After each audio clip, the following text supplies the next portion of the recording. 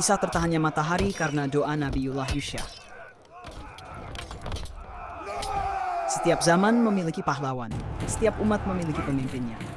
Setelah wafatnya Nabi Musa alaihi salam, tongkat estafet perjuangan berpindah ke seorang pemuda yang tangguh dan bertakwa, Nabi Yusya bin Nun.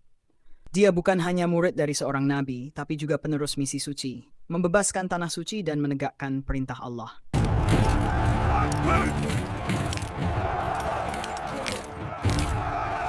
Setiap panglima perang pada umumnya menginginkan pasukan yang banyak untuk memenangkan pertempuran.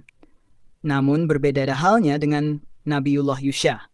Dia tidak mementingkan banyaknya pasukan. Namun yang dia pentingkan adalah kualitas pasukan.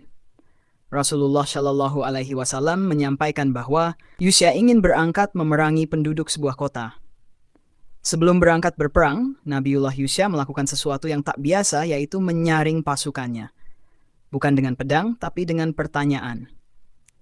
Beliau berdiri di hadapan pasukannya yang sudah berbaris lalu berkata, "Siapa yang baru menikah dan belum membangun rumah tangga, pulanglah. Siapa yang membangun rumah tapi belum selesai atapnya, pulang. Siapa yang mempunyai hewan ternak yang bunting dan menunggu kelahiran anaknya, kembali saja." Baginya, musuh paling berbahaya bukan di luar, tapi di dalam hati prajurit yang tidak fokus. Sesampainya di kota tujuan, maka perang pun pecah. Kota itu hampir ditaklukkan. Tapi waktu hampir habis, matahari mulai tenggelam di ufuk barat, asyar hampir habis, dan Nabiullah Yusya tahu, saat matahari tenggelam, maka hari Sabtu tiba, dan Bani Israel tak boleh berperang di hari itu. Di tengah medan yang penuh debu dan darah, beliau menengadahkan tangan ke langit.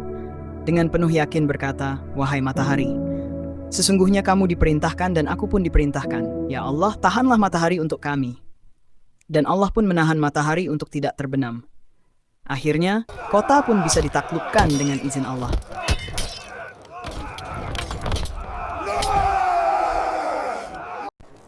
Kemudian harta rampasan dikumpulkan.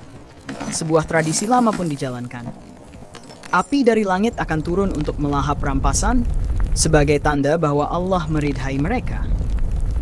Tapi yang terjadi, api itu tidak kunjung turun untuk menyentuh harta rampasan itu sedikit pun. Langsung tahu kalau ada tentaranya yang berkhianat. Ada yang menyembunyikan bagian dari harta rampasan. Dengan izin Allah, Yusya memerintahkan tiap kabilah mengirim satu orang untuk berbayat. Barang siapa nanti yang tangannya menempel tak bisa lepas, maka dialah pelakunya. Ketika tangan para wakil itu menyentuh tangan Yusya, tiba-tiba tangan seorang lelaki menempel. Dia tak bisa lepas. Yusya memerintahkan kabilahnya menyusul. Satu demi satu tangannya melekat. Mereka akhirnya mengaku. Mereka menyerahkan emas sebesar kepala sapi. Baru setelah itu api dari langit turun dan melahap harta rampasan.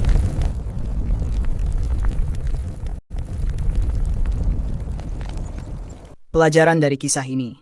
Dari Nabi Yusya, kita belajar bahwa kemenangan bukan hanya soal senjata, tapi tentang hati, tentang niat, tentang ketulusan, bahwa tidak semua orang siap menghadapi ujian.